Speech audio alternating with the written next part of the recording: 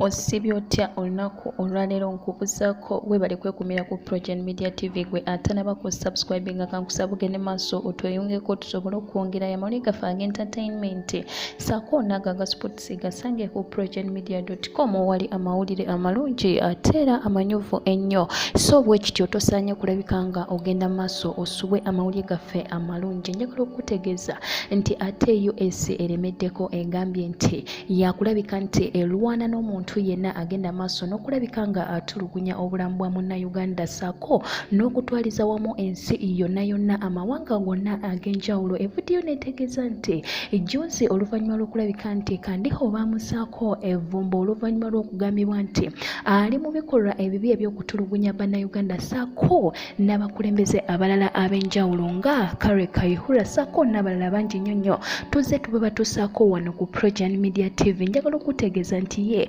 omwogezi wa US wano mu Kampala amanyikiddwa nga Anthony Kujjawa yavuddeyo n'ategeeza n'agamba nti US egenda kulabika ng'efufugaza omuntu yenna alinyirira obulamu bw'omunnayuganda mu ggwanga lyattu Uganda.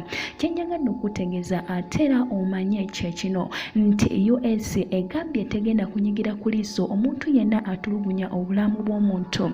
Jozi wano Francis Zaake baamukwata ne bamukuba bubi nnyonnyo n'addukisibwa mangu mu ddwaliro. Yali alabise ng'agenda kukubira Miss Harriet akalu kubanga Andrew Mwonge naye baali bageze maaso n'okulabika nti bamukubira akalulu ekayunga awo. Twabatuusako ne tubategeeza nti obulamu bwa Francis Zaake tebwali bulungi oluvannyuma lw'okukubibwa obubi ennyo n'atwalibwa bw'atyo mu ddwaliro ejjinja. Kye njagadde otegere gwe omulungi ampuliriza wano ku Progen Media TV nti US egambye nti egenda kulabika nga efugaza omuntu yenna agezaako okutulugunya obulamu bw'omunnayuganda ssaako n'abantu bonna okutwaliza awamu egenda kulabika nga ekolagana nabo bulungi nnyo. Wetwogerera bino eno ye ate akwasaganya ensonga z'ebweru amanyikiddwa nga Oriemu Henry Minister of State Foreign Affairs abadde taliwo yagenze Turkey naye US egambye egenda kulabika nga erwanagana n'omuntu yenna